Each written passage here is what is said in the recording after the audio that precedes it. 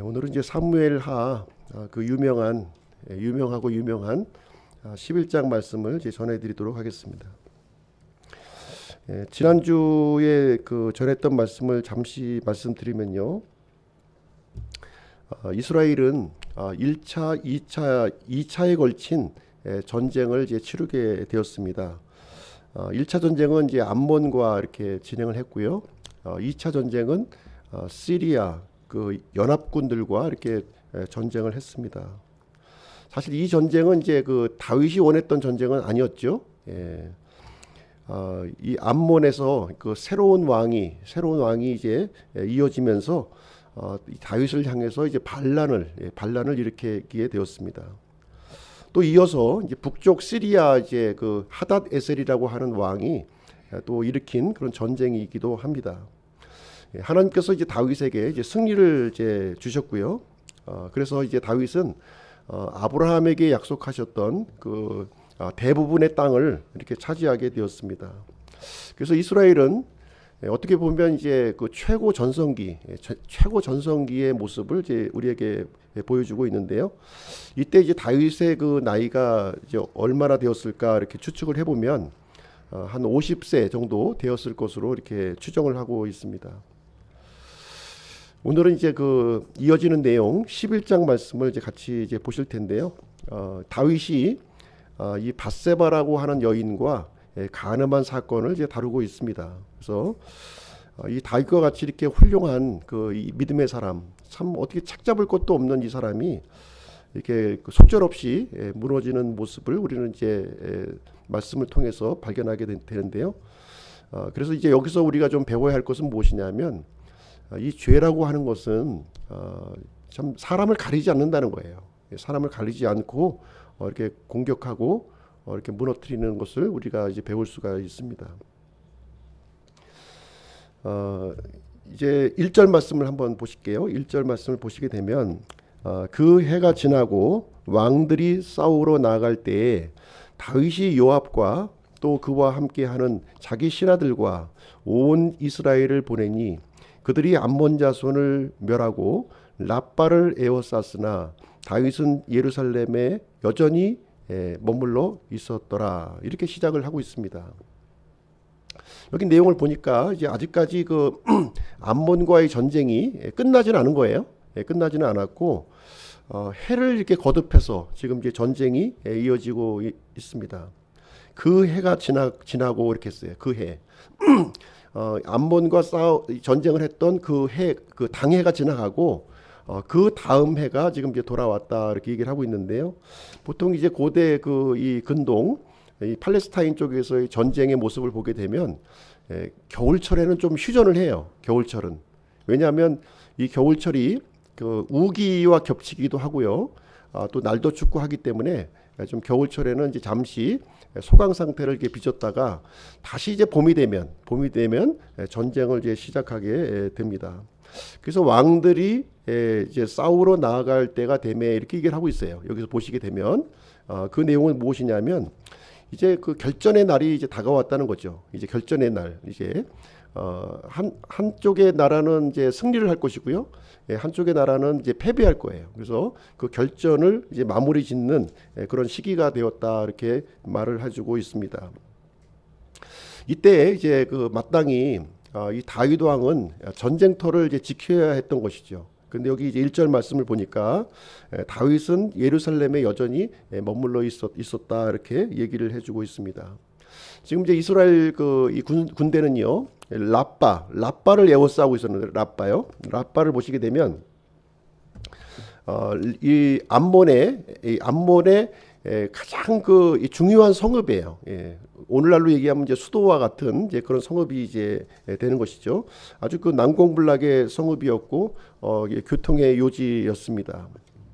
그런데 이런 상황에서 지금 이제 다윗이 지금 예루살렘에 그냥 머물러 있는 그런 상황이 이제 되겠습니다. 어떻게 보면 지금 이제 가장 앞장서서 싸워야 할 다윗이었거든요. 그런데 그런 모습을 이제 보여지지 않고 있습니다. 그래서 지금 이제 어떻게 보면 전쟁을 하고 있는 이스라엘의 군대와 지금 이제 왕궁에 머물러 있는 다윗을 어떻게 대조적으로 지금 이제 1절 말씀은 우리에게 비춰지고 있습니다. 2절 말씀을 한번 보실게요. 2절. 저녁 때에 다윗이 자기 침상에서 일어나 왕의 집 지붕 위에서 거닐다가 한 여인이 목욕하는 것을 지붕에서 보았는데 그 여인이 보기에 매우 아름다움으로, 이렇게 하고 있습니다. 자, 저녁 때에 그 침상에서 이제 다윗이 일어났는데요. 사실 정상적이지 않죠. 보통 이제 아침에 좀 일어나야 되는데 다윗의 경우에는 저녁 때에 지금 이제 침상에서 일어났다, 이렇게 얘기하고 있어요. 그래서 보통 이제 그 다윗의 시편을 보시게 되면 참 이 사울에게 그 쫓기면서도 이 새벽에 하나님의 도움을 부르짖었던 다윗의 모습을 우리가 이제 보게 되는데, 지금 정반대의 그 다윗의 모습을 우리는 이제 발견하게 되는 것이죠.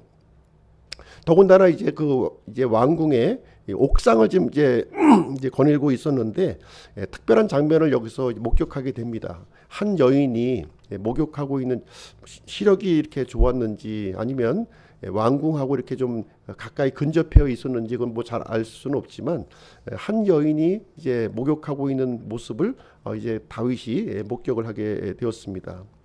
사실 뭐 눈에 들어오는 거 어떻게 좀 막을 수는 없는 거죠. 눈에 보이는 걸 어떻게 막을 수 있겠습니까? 그런데 다윗의 경우를 여기서 눈여겨 보게 되면 눈으로 보는 것으로 그치지 않았다는 거예요. 그래서 사람을 보내서 도대체 이 여인이 누구이냐 하는 것을 이제 알아보았다고 지금 여기서 얘기를 해주고 있는 것이죠. 그래서 이제 3절 말씀에 이어지는 3절 말씀을 보시게 되면 이 여인의 그 신분이 이제 드러나고 있는데요. 이 엘리암의 딸이요 헷족속 우리야의 아내였다, 이렇게 얘기를 해주고 있어요. 아버지가 누구라고요? 아버지가 엘리암, 그리고 그 남편이 그 헷족속 우리야였다, 이렇게 여기서 말을 해주고 있습니다. 근데 이제 이 분들을 이렇게 어떤 분이냐 이렇게 보시게 되면 사무엘하 23장에 보면 다윗의 용사들의 이야기가 나와요. 거기에 다윗과 함께 도와서 전쟁을 했던 용사들의 이야기가 나오는데 그 용사들의 명단 중에서 누가 들어가냐면 이 엘리암하고 이 우리야가 그 용사들의 명단에 들어가 있는 거예요. 그래서 이제 이 여인의 아버지와 남편은 어떤 사람이라고요? 다윗의 신실한 그런 신하들이었다는 거예요. 신실한 신하들이었다, 이렇게 얘기를 해주고 있는 것입니다. 그래서 3절 말씀을 이제 눈여겨 보시게 되면 지금 이제 의문문 형식으로 지금 의문문 형식으로 이렇게 이 신하가 얘기를 해주고 있는 거예요. 아니니까 이런 표현을 지금 해주고 있는 거죠. 여기서 말하고 있는 뉘앙스는 뭡니까? 지금 이 여인은 왕께서 이렇게 건드려서는 안 되는 그러한 여인이다 하는 뜻을 여기서 암시하고 있다, 이렇게 볼 수가 있는 것이죠. 그래서 어떻게 보면 하나님께서 이 신하를 통해서 경고의 메시지를 주고 있는 거예요. 다윗에게. 경고의 메시지죠. 그런데 이제 이 다윗은 신하의 말을 듣고 이렇게 멈춰서는 것이 아니라 더 이제 진도를 나가는 내용이 여기에 이제 기록이 되어 있죠. 4절 말씀 한번 보시겠습니다. 4절 말씀을 보시게 되면 다윗이 사람을 보내어 그 여인에 관해 물어보게 하였더니 한 사람이 이르되 이 여인은 엘리암의 딸이요 헷족속 우리야의 아내인 밧세바가 아니니까 하니라. 다윗이 사자를 보내어 그녀를 데려오게 하니 그녀가 그에게 들어왔는데 그녀가 그녀의 부정함에서 정결하게 되었으므로 그가 그녀와 함께 누웠고 그녀는 자기 집으로 돌아가니라. 여기 이제 4절 말씀을 보시게 되면 어떤 내용이 이제 기록되어 있냐면 이 다윗이 이 여인을 이제 불러서 이제 신실한 신하의 이제 집안의 아내라고 하는 사실을 알았음에도 불구하고 이 여인을 불러서 잠자리를 이제 같이 하는 내용이 여기에 기록이 되어 있는 거예요. 이 내용을 통해서 지금 이제 어떤 분들은 밧세바에게도 좀 문제가 있는 것이 아니냐, 다윗만 문제가 있는 것이 아니라 밧세바도 좀 문제가 있다, 이렇게 이제 말을 하는 분들이 있어요. 근데 그 말은 이제 우리가 동의하기 어려운 것이 성경을 보시게 되면 다윗에 대해서는 다윗의 죄에 대해서는 그 성경이 책망을 하고 있지만 분명히 밧세바의 그 이런 죄에 대해서는 성경에 어떤 그 언급이 없다는 사실입니다. 그래서 이 밧세바에게서 죄를 찾는 것은 좀 무리한 그 이 해석이다 이렇게 생각을 할 수가 있습니다. 여기서 다윗은요, 그 이 왕이라고 하는 그런 우월적인 지위를 이제 사용해서 지금 이제 그 범죄를 저지른 거 아니겠습니까? 그렇죠? 오늘날에도 이런 그 자신의 어떤 이 지위를 이용해서 이렇게 그 하는 것은 잘못된 거예요. 적절치 않은 것입니다. 더군다나 이 그 당시에 그 이제 그 왕정 국가 시대에 이 왕의 명령을 어길 수가 있겠습니까? 밧세바 입장에서는 도저히 어길 수 없는 그런 상황에 이제 있었습니다. 근데 문제는 뭐냐면은 왜 하필이면 왕의 눈앞에서 이렇게 그 목욕을 했느냐 하는 거예요. 이 부분에 대해서 좀 이제 설명이 좀 안 되고 있는 부분인데요. 이 부분은 이제 그 말씀을 드리면 레위기 15장을 보시게 되면 이제 여성이 생리 중에 있을 때는 부정한 기간이에요. 부정한 기간이고 생리가 끝난 다음에는 일주일 동안 자가격리를 하도록 율법에 정해 놓은 거예요. 그리고 그 7일이 지나게 되면은 정결례를 하나님 앞에 드리도록 되어 있습니다. 그래서 그때 이제 목욕을 한 겁니다. 지금 어떻게 보면 지금 이제 이 밧세바가 이제 뭐 남자를 유혹하기 위해서 목욕을 한 것이 아니라 율법의 정결례에 의해서 지금 율법의 절차를 지금 이제 따르고 있는 그런 모습을 여기서 이제 보여주고 있는 것입니다. 그래서 다윗은 이 내용을 알았겠죠. 분명히 그 여인의 그 정결례에 관련 예법을 분명히 알았음에도 불구하고 지금 이제 이 여인과 동침을 하였다 이렇게 얘기를 하고 있습니다. 신하의 아내를 지금 자신의 정욕의 대상으로 삼았던 지금 이제 다윗의 그 특별한 모습을 우리는 이제 보게 되는 것입니다. 5절 말씀 보실게요.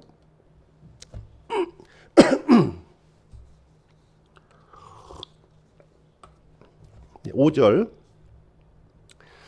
그 여인이 수태함에 사람을 보내어 다윗에게 고하여 이르되 내가 아이를 가졌나이다 하니라. 그래서 아이를 가졌다고 하는 소식을 이제 접하게 되는데 시간이 좀 흐른 거죠. 아이가 수태한 것을 발견하려면 최소한도 한 2, 3개월 정도 아마 그 시간이 이제 지났을 것으로 이제 보여집니다. 내가 아이를 가졌다고 하는 이 표현은 이것도 역시 어떻게 보면 하나님의 경고의 메시지라는 거죠. 그렇지 않습니까? 아이를 가졌다는 거예요. 아이를. 어떤 아이입니까?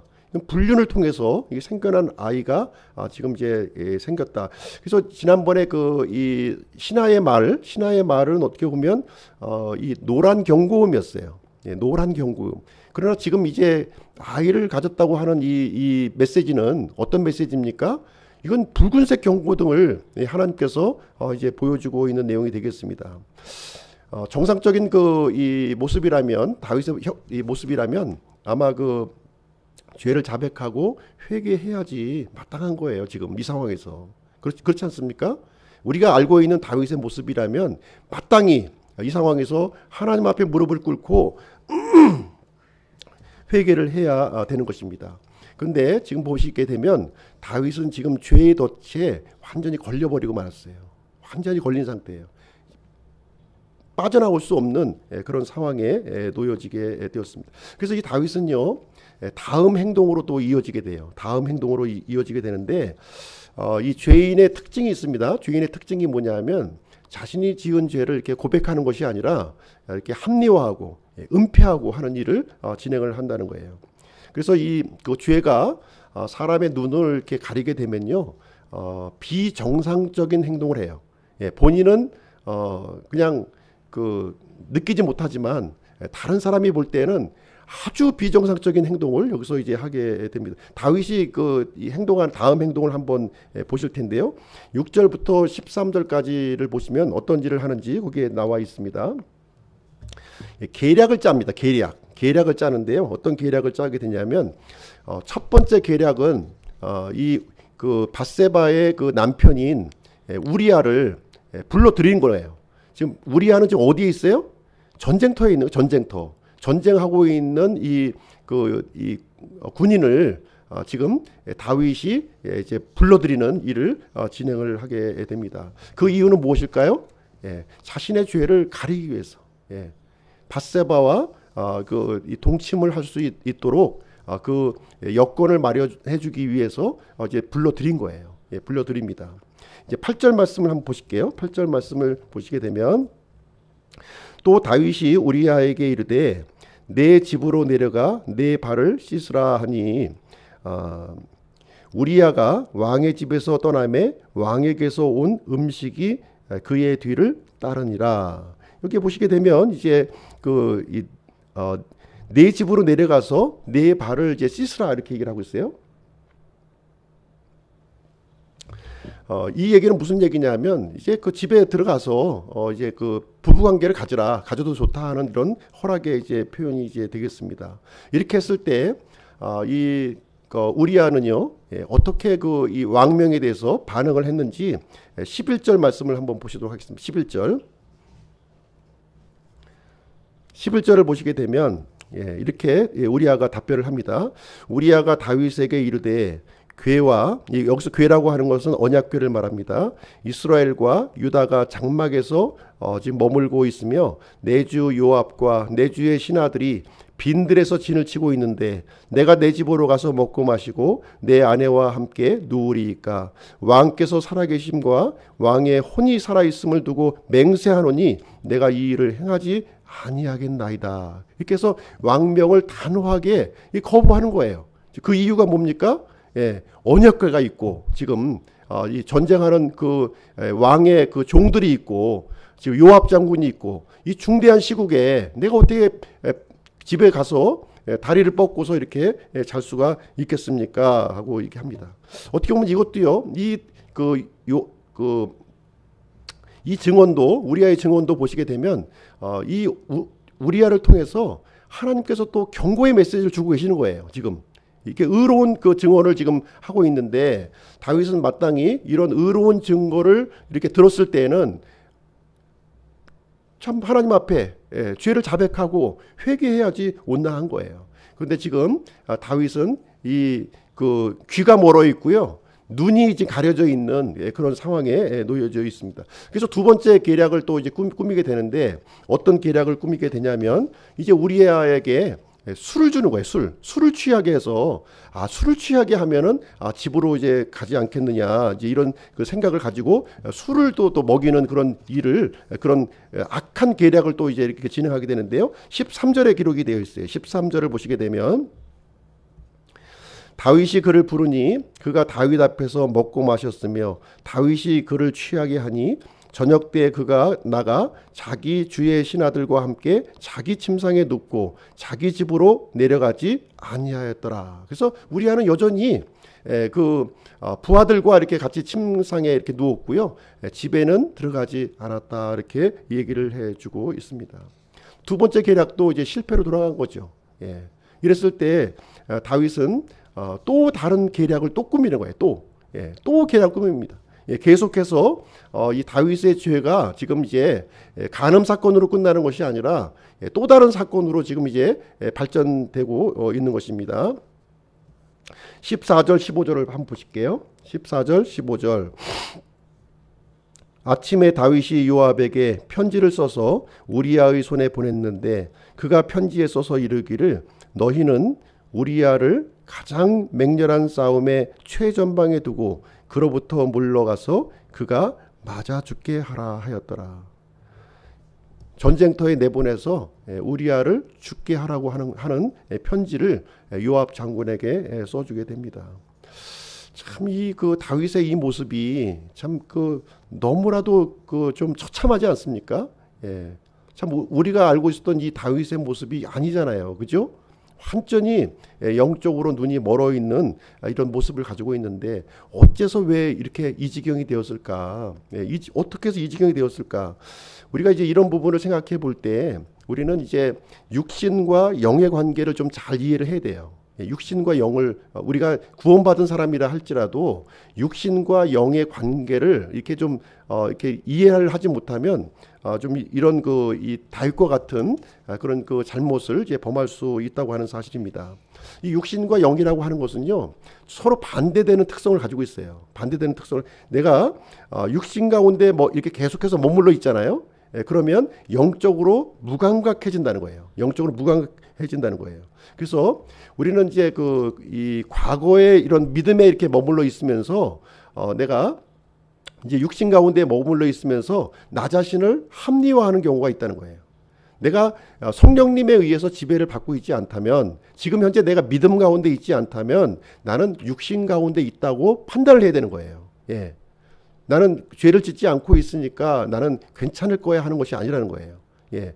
내가 이 죄를 짓는 것이 아니라 육신 가운데 머물러 있지 않으면, 내가 믿음 가운데 머물러 있지 않으면 육신 가운데 머물러 있다는 거예요. 그 내용을 우리에게 얘기해 주고 있습니다. 그래서 우리가 이 믿음 가운데 있지 않는 것은요, 이게 믿음의 울타리 안에 머물러 있지 않은 것은 심각한 위험에 지금 이제 노출되어 있다는 것을 우리가 영적인 눈으로 우리가 이해를 해야 되는 내용이 되겠습니다. 갈라디아서 5장 17절을 보시게 되면 이제 이 부분에 대해서 잘 설명을 해주고 있어요. 육신은 성령을 대적하여 욕심을 부리고 성령은 육신을 대적하나니 이 둘이 서로 반대가 되므로 너희가 원하는 것을 너희가 능히 하지 못하느니라, 이렇게 기록하고 있습니다. 그래서 믿음이라고 하는 것은 한순간에 무너지는 거예요. 한순간에 무너지게 됩니다. 이 편지를 받은 그 요압은 어떻게 반응했을까요? 그 다윗의 명령에 이렇게 순종을 하게 됩니다. 그래서 이 우리아를 최전방으로 이렇게 내보내서 적군의 화살에 맞아서 죽도록 이렇게 하게 됩니다. 그래서 이제 다윗의 그 이 계획, 어떻게 보면 계략이죠. 이 계략이 다윗이 원하는 대로 모든 것이 뜻한 대로 다 이루어지게 되었습니다. 밧세바의 이 간음이 은폐하려고 하는 시도로 이어졌고요. 지금 이제 이 그 살인으로 이어지는 일이 벌어지게 되었습니다. 요압은 이런 면에 있어서 이 다윗과 공범이 된 거죠. 공범이 되어 있습니다. 그래서 우리아의 죽음을 확인한 이 요압 장군은 다윗에게 이 사실을 이제 그대로 상세하게 보고를 하게 됩니다. 헷 족속 우리아가 죽었나이다, 이런 보고를 하게 돼요. 참 안타까운 일이죠. 그 우리아는 요압 장군은 이 우리아의 그 이 죽음에 대해서 아주 상세하게 보고를 해요. 아주 상세한 리포트를 이렇게 얘기하면서 이제 그 우리아만 죽은 게 아니에요. 지금 여기 보니까 우리아를 이제 최전방에 내보내면서 우리아만 죽은 것이 아니라 다윗의 신하 몇 명도 함께 죽었다는 거예요. 함께. 그래서 참 이 그 이제 어떻게 보면 굉장히 그 이제 이 전체적인 그 군대의 사기가 떨어지는 그런 내용이었을 거예요. 그래서 이 다윗은 그 소식을 듣고 참 평소 같으면 어떤 모습을 보였을까요? 진짜 옷을 찢고 참 참 슬픔의 노래를 아마 불렀을 거예요. 그렇지 않습니까? 예전에 그 사울이 죽었을 때, 요나단이 죽었을 때 어떻게 반응했어요? 지금 사랑하는 자신의 신하가 이렇게 적군의 손에 의해서 처참하게 죽었는데 다윗은 눈물을 흘리지 않아요. 여기서 슬퍼하는 기색도 보이지 않고요. 오히려 지금 요압 장군을 격려하고 이렇게 그 용기를 이렇게 북돋는 그런 모습을 다윗이 이제 보여주게 됩니다. 자, 26절, 27절 한번 볼게요. 26절, 27절. 26절, 27절. 우리아의 아내가 자기 남편 우리아가 죽었다는 것을 듣고 자기 남편으로 인해 애곡하니라. 애곡하는 기간이 지나매 다윗이 사람을 보내어 그녀를 자기 집으로 데려오니 그녀가 그의 아내가 되어 그에게 아들을 낳았으나 다윗이 행한 그 일을 주께서 기뻐하지 아니하시니라. 우리아의 그 아내가 남편의 죽었다고 하는 소식을 듣고 애곡을 했다, 이렇게 얘기를 하고 있습니다. 그 애곡 기간이 끝나자마자 다윗은 그 이 우리아의 아내였던 그 여인을 아내로 이렇게 맞이하게 되고요. 또 그 이제 여인으로부터 아들이 태어났다고 지금 여기 이제 얘기를 해주고 있습니다. 상당한 시간이 지나간 거예요. 그렇죠? 임신한 사실을 알게 되고 그 다음에 이제 아이가 태어날 때까지는 최소한도 한 6개월, 7개월 정도 시간이 지나는 상태가 되었는데요. 어느 누구도 이 다윗의 죄를 책망하는 사람이 아무도 없다는 거예요. 다윗의 행동을 이렇게 그 제동을 거는 사람이 아무도 없이 다윗의 이 범죄가 이제 그 수면 아래로 은폐되고 말았다 이렇게 얘기를 하고 있습니다. 어떻게 보면 이 다윗의 모습은 고장난 브레이크가 고장난 자동차와 같은 거예요. 그 브레이크가 고장난 상태에서 계속 달려가고 있는 다윗의 모습을 여기서 보여주고 있습니다. 27절 마지막 부분을 한번 보실게요. 27절 마지막 부분에 보시게 되면 이렇게 기록이 되어 있습니다. 그러나 하나님께서 다윗을 지켜보고 계셨다는 거예요. 다윗을 지켜보고 계셨다.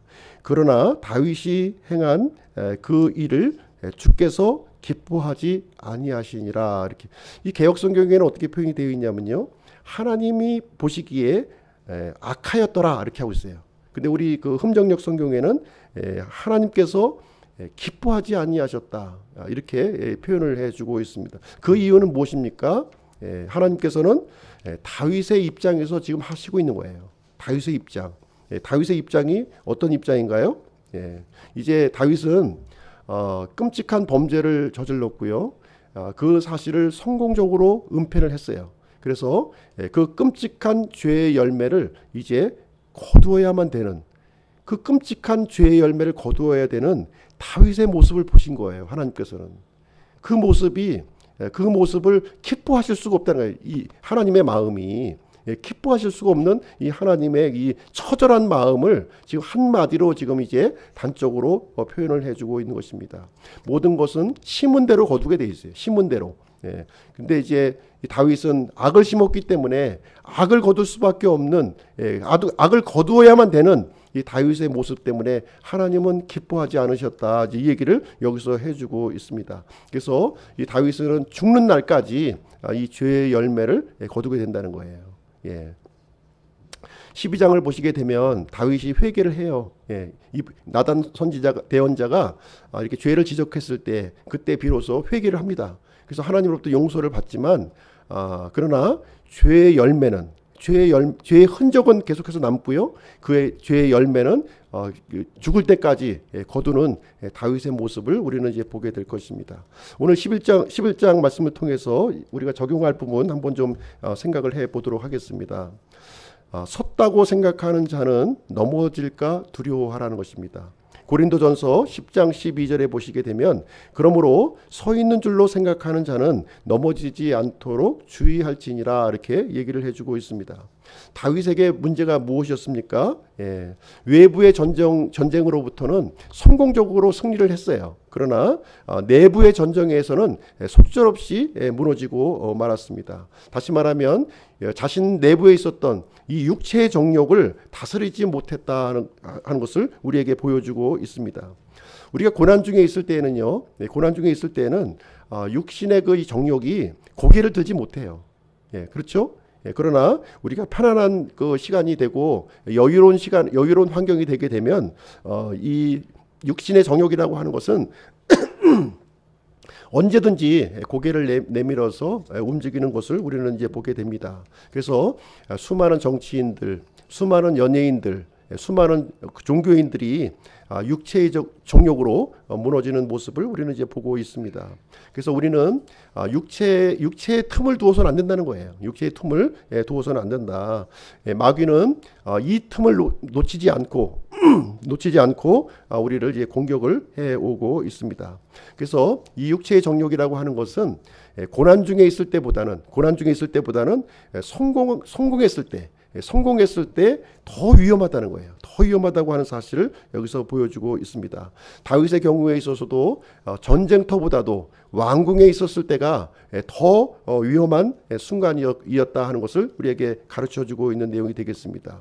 그래서 이런 그 다윗과 같이 이런 믿음의 그 어떤 사람이 이렇게 쓰러졌다면 참 누구든지 이 부분에 대해서 예외가 없다고 하는 사실을 우리에게 알려주고 있습니다. 긴장의 그릇을 놓쳐서는 안 된다는 거예요.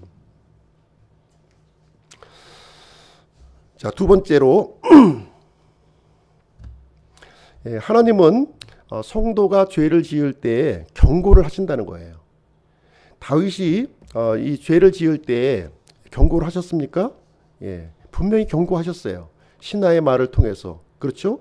또 우리아의 증언을 통해서, 또 아이의 출생을 통해서 분명히 그 죄를 중단하고 하나님 앞에 회개할 수 있는 그 기회를 분명하게 제시해 주었습니다. 그러나 다윗은 이 하나님의 경고를 받아들이지 않았다는 거예요. 받아들이지 않았습니다. 특별히 이제 이 11장 말씀을 통해서 우리가 발견할 수 있는 것은 무엇이냐면 다윗은요, 이 그 위급한 상황에서 말씀을 묵상했다거나 또 기도했다거나 이런 내용을 찾아볼 수가 없는 거예요. 지금 그렇죠? 우리가 말씀과 기도의 자리에서 우리가 벗어난다면 실패할 수밖에 없는 거예요. 그렇지 않습니까? 실패할 수가 없는 거예요. 우리가 육신 가운데 있으면서 어떻게 영적인 것을 기대할 수가 있겠습니까? 그렇죠? 우리가 육신적이라면은 마귀가 갖고 놀기에 가장 좋은 환경이에요. 그런 환경에 놓여져 있는 것입니다. 우리가 이 믿음 안에 있을 때만이 하나님의 영이 우리를 지배하고 다스리게 되는 것입니다. 오히려 이 고난 중에는 우리가 하나님을 이렇게 붙들기가 쉬워요. 그렇죠? 결사적으로 하나님을 붙듭니다. 우리가 형통했을 때에는 어떻게 해야 됩니까? 고난 중에 있을 때보다 더 하나님을 붙들어야 되는 거예요. 고난 중에 있을 때보다 형통함이 더 위험한 때라는 거죠. 영적으로는 더 위험한 때예요. 그러니까 이 고난 중에 내가 하나님을 붙들었다면 우리가 형통했을 때에는 200%더 붙들어야 되는 거예요. 200%더 위험한 상황이 우리에게 놓여져 있다고 하는 사실입니다. 그래서 우리에게 주어지는 이런 평안함, 이런 부유함, 이런 형통함을 육신의 그 기회로 삼아서는 안 된다는 거예요. 그렇게 되면은 다윗과 같이 이제 지금까지 쌓아 놓았던 모든 믿음을 다 무너뜨려 버리는 그러한 일이 이제 발생하게 됩니다. 우리나라의 경우도 마찬가지예요. 우리나라도 참 그 배고프고 없을 때는 얼마나 하나님을 붙들었어요. 이제 와서 물질이 풍요하니까 이제 하나님을 버리고 있는 건데 그때보다 더 위험한 시기라는 거예요. 지금 영적으로. 그러면 그때보다 더 하나님을 붙들어야 되는데 하나님으로부터 이렇게 멀리 떨어지는 우리나라의 모습을 이제 우리가 보고 있습니다. 자, 세 번째로 보겠습니다. 죄는 감출 수 있으나 없앨 수 없다는 거예요. 죄는 감출 수 있으나 없앨 수가 없다. 죄를 없앤다고 하는 것은 불가능하다는 일이라는, 불가능하다. 그래서 민수기 32장 23절에는 이렇게 기록이 되어 있어요. 그러나 만일 너희가 그렇게 하지 아니하면 보라, 너희가 주께 죄를 지었으니 너희 죄가 너희를 찾아낼 줄 분명히 알라. 이렇게 이야기하고 있습니다. 죄가 우리를 찾아낸다는 거예요. 우리가 아무리 죄를 덮어씌우고 은폐하고 가리고 한다 할지라도 그 죄가 우리를 찾아낸다고 이렇게 얘기를 해주고 있습니다. 죄는 반드시 사망을 요구하는 거예요. 사망을 요구합니다. 다른 방법이 없어요. 다른 방법이. 죄는 반드시 그 죄인을 찾아내서 죽음으로 이끌고 간다. 이렇게 성경은 우리에게 가르쳐주고 있습니다. 그래서 오직 하나님만이 죄를 제거해 줄 수가 있다는 것이죠. 그렇죠? 우리가 해야 할 일은 무엇입니까? 그러면 즉각적으로 죄를 중단하고 하나님의 앞에 돌이키는 그런 일을 해야 된다는 것을 얘기해 주고 있습니다. 그래서 결사적으로 하나님을 붙들어야 되는 거예요. 결사적으로. 그렇죠? 그래서 예수 그리스도의 피만이 우리를 죄에서 자유롭게 해 주실 수가 있는 것입니다. 자, 우리 구원받은 사람들은 예수님의 그 피로 이 죄를 제거를 받아요. 그렇죠? 죄에 대한 심판이 우리에게는 없습니다. 그러나 살아있는 동안 받는다는 거예요. 살아있는 동안 그 죄의 열매를 우리는 끊임없이 거두어야 되는 거예요. 그 일이 이제 우리에게 있습니다. 그래서 우리 신자들은 절대로 이 죄를 나는 이제 예수님 피로 이렇게 용서함을 받았으니까 그 죄에 대해서 너무 가볍게 생각하는 경향이 너무나도 많이 있는 거예요. 그렇죠? 절대로 이 죄를 가볍게 취급해서는 안 된다고 하는 사실입니다. 이 다윗의 예를 통해서 볼 때 하나님께서는 철저하게 죄의 열매를 거두게 하시는 모습을 우리는 발견하게 될 것입니다. 그래서 이 다윗의 모습을 통해서 죄가 참으로 위험하구나, 끔찍한 것이구나 하는 것을 우리가 배워야 될 줄로 생각을 합니다. 결론을 말씀드리겠습니다. 하나님의 경고를 우리는 듣는 즉시 바로 돌이켜야 되는 거예요. 바로 머뭇거릴 시간이 없어요. 바로 돌이켜야 되는 것입니다. 시간을 끌면 끌수록 거기에 대한 이 대가를 철저히 우리는 지불하게 될 것입니다. 절대로 아니란 생각을 가져서는 안 되는 것이고요. 고난의 시기에 있습니까? 하나님을 붙드셔야죠. 형통의 시기에 있습니까? 그렇다면 하나님을 더욱더 붙들어야 된다는 거예요. 더욱더. 왜냐하면 그때가 가장 위험한 그런 시기가 되기 때문에 그렇습니다. 그래서 하나님의 더 큰 은혜를 우리가 구해야 하는 그러한 때인 것입니다. 절대로 육체의 정욕을 시험하시지 마시기 바랍니다. 시험하지 마시고요. 죄에서 승리하시는 우리 기쁨 교회 성도님들이 되시기를 주님의 이름으로 축복드립니다.